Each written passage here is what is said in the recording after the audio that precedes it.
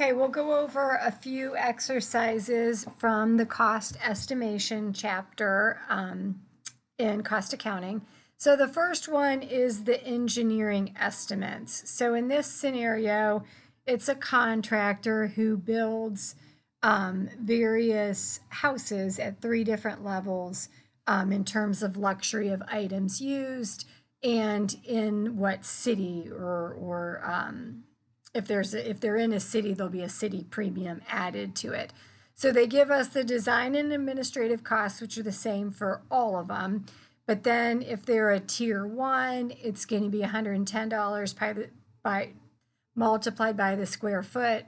If they're a tier 2 home, 180 times the square foot, and a tier 3, $235 times the square foot. Then if they are a Ruby, it's $18,000 for appliances and whatever else they're adding in their bathroom stuff or whatever. $27,000 for Sapphire and $36,000 for Emerald. If they require utilities, it'll be $39,000. And then if they're in a city, it's going to be 15% times the building and equipment costs. So then if we have a customer who is building in tier 3, a 4,500 square foot home, it's on a city lot, and they want the Sapphire level of equipment. Based on our estimates above, how much will the house cost to build? So it's going to be the $35,000 of design and administrative expenses. So you see that there. Then the building, we go and say, okay, it is a tier 3. So it's $235 times 4,500 square feet. So again, go down here, and that's the $1,057,500. They are in the Sapphire, so that is $27,000 of equipment. And then our city premium, we have to take the $1,057,500 plus $27,000. So that's $1,084,500. And then multiply that by 15% or 0.15. And that gives us the $162,675. And then the utilities, it does not tell us, oh, it does, no additional utilities, access is required. So that would be how we would calculate the value of that home. Then we would do the same thing for B. So I feel like we did it one time. So again, you just got to read carefully, identify what they are in, and then calculate out those costs. Okay, then now again, if we're doing account analysis, so account analysis, we're breaking our various cost components out by how much are fixed, how much are variable, and then we add those together to get to our total. So for what they give us is the most recent quarter or the previous quarter. And they tell us that the direct materials for that quarter were $351,500. Direct labor for that quarter was $712,500. And during the quarter, they produced 9,500 units. So if there was no changes expected in this cost structure, and the firm budgeted 12,350 units, what would we estimate the production cost to be? So as we come down, we'll start with our direct our direct materials. So as we look at what they give us, 351,500, divide that by the 9,500 units. So that's going to be $37 a unit in direct materials. So then we take that and we multiply it by the new units, right? So $37 times 12,350 units gives us the $456,950 in our direct materials. Then we do the same thing direct labor. So direct labor is $712,500. Divide that by 9,500 units. That's $75 a unit. And then if we're going to produce 12,350, I multiply by that, and I get $926,250 in direct labor. Then going up to our variable overhead, 182,400 divided by 9,500 units gives us $19.20 per unit. And then now if we're going to multiply that by the 12,350 units. And that gives us $237,120. And then our fixed overhead should be the same, $234,650. And then that would be our total cost. And then if that is, so then requirement B says, well, what is our total cost per unit?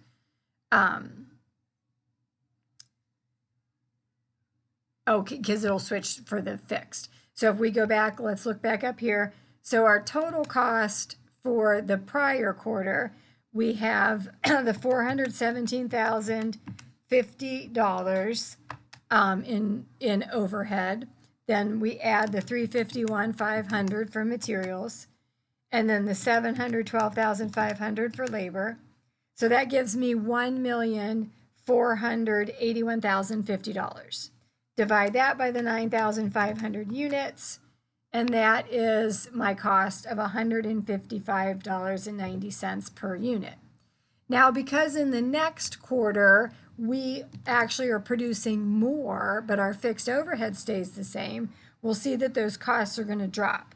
So if we take 1,854,970 and divide that by 12,350 units, that gives us the $150.20, because again, we're producing more quantity within that same fixed overhead cost, so it reduces our price per unit.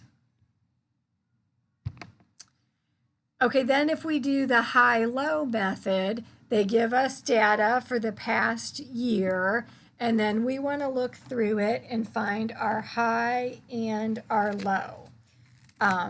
So are we doing it based on, all right, let's see.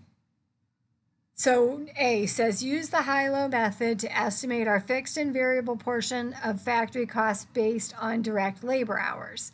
So as we look through our direct labor hours, the lowest I see is 14,278. And then the cost associated with the 14,278 is 3,324,915. Okay, then our high is the 17,501. That's the highest direct labor hour. Oh, no, sorry. 17,644 at the very bottom there. And then the costs associated with that are 3,723,786. Now I might skip over here to Excel real quick and just put it in. So we've got the 17,644 as our high direct labor hours, 14,278 as our low. So then the difference is 3,366 hours. Okay, then I'll come up above that. Our cost for the high is 3,723,786. The cost of the low is 3,324,915. And then again, our difference, see if I can just drag that up, is 398,871. So then now if I take that difference divided by the difference in hours, I get $118.50 as my direct labor hour. Then if I plug that in to say, okay, at my low, my total cost is, so coming down here,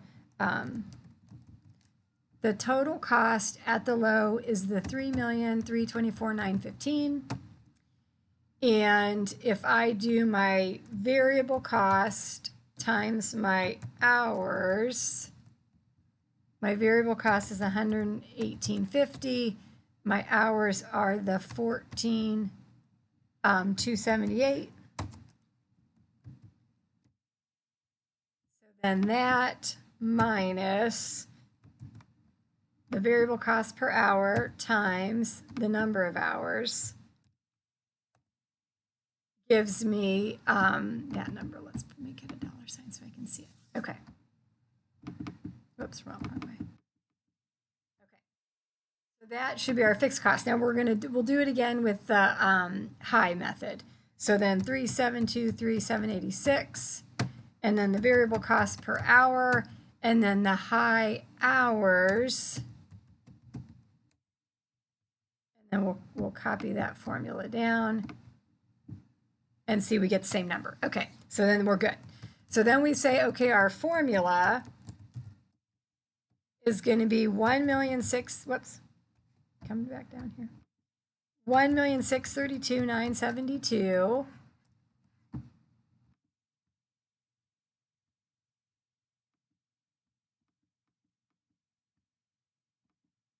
plus the 118.50 times however many hours I have. And then that's going to equal my total. So then now we'll flip back over to that problem. Okay, so then let's see what they gave us. So 150. So we calculated requirement A, that was our variable cost, and that's our fixed cost. Then requirement B says, now what if they have 16,000 hours? So let's come back over to my formula here. If I replace my X with 16,000, and then I say, okay, now that my fixed cost plus, and then put it in parentheses, the variable times the estimated hours, and then close the parentheses, it should be 3,528,972. Flip back over, and that's what it is. So I feel like these ones, it's almost easier. I mean, I guess you could do them on pencil and paper, but I can't like just talk over it. I feel like it's a little too hard. Okay, so that is how we do that high-low method. Then the simple regression, so they've already calculated, they've put it into Excel, and they've given us the simple regression formula. So the equation is this 1,401,352 is our fixed cost. The 134.90 is our variable cost per direct labor hour. The statistical data, the correlation of coefficient is 96.3. So that is very accurate. It's saying that the direct labor hours are increasing our total overhead. And then the R2, the R squared, is saying it's 92.8% accurate. So it's highly correlated and pretty much highly accurate. So if the managers expect the plant to operate 16,000 labor hours next quarter, what is their estimated quarterly costs? I wonder if I can copy those numbers out. Let's just see. Pop them over into Excel.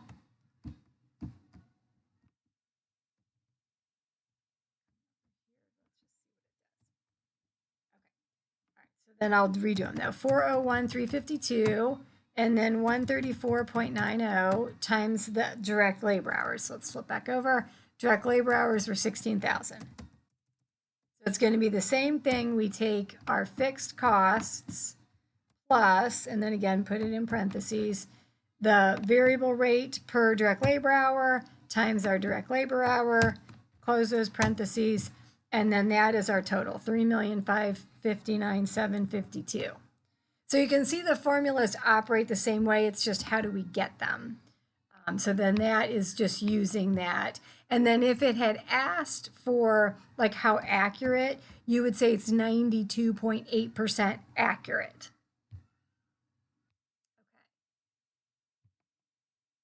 Then our last one, I'm going to just show you this. Now, granted, I think you have this in your homework, so that might be a little bit more, you got to be a little more tedious on the graph because it's having you make a scatter graph. So what it's doing is it's taking each one of these items and plotting it out onto a graph. So we've got our machine hours and our direct labor hours. So what we're graphing, I guess, is the labor hour data. So our labor hours and then our factory cost. So for the first one, 14,905. So you'd go down here and say, okay, that's going to be right about a little bit before this 15. And then what is my total costs? 3,388,000. So then you'd say, okay, it's a little under the 4. So that's where I'd put that dot in. Then you move to the next one, okay, and say it's 15,477. So my direct labor hours are going to be a little bit below the 15.5. And then you find the costs, 3,425,000. So again, it'd be a little bit above the 3,000,004, but obviously decent amount below the 3,000,005. So then you're going to do that. You're going to plot all those just like this, and it will show you that graph. And I guess it doesn't have us do a line. Sometimes it'll ask us then to fill in that line. So then you would say, okay, well, gosh, if I was going to line that out, it's probably going to go, you know, like roughly in there. So then you'd say, okay, my fixed costs are probably somewhere like maybe 3,350,000, and then that slope of the line indicates your variable costs. And again, if you were to take this data and put it into Excel yourself, let me see if I can do that. See how quick it copied that other data over pretty good. Let's just see if it does. Because if you can do that, you can put it into Excel.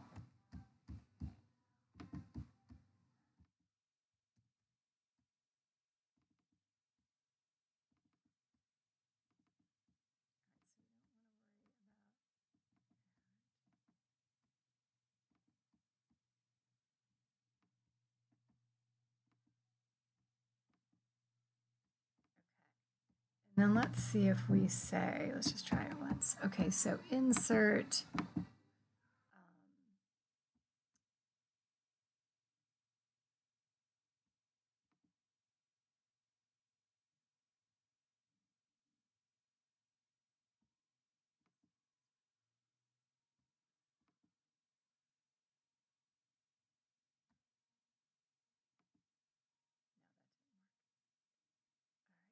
I didn't really see the right option that I was looking for, the scatter graph one. So let's cut that out.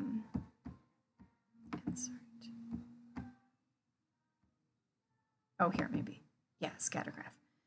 All right, let me just see if there's the ones like they used to have with the, it would put in the regression analysis, but I feel like it's not going to do that for us.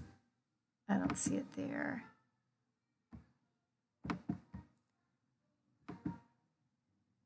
So there it kind of does it. Again, it's a little bit off. See, there used to be a little option in here, but Excel's kind of changed.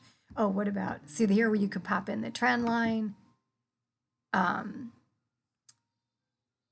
no, I don't see that regression analysis.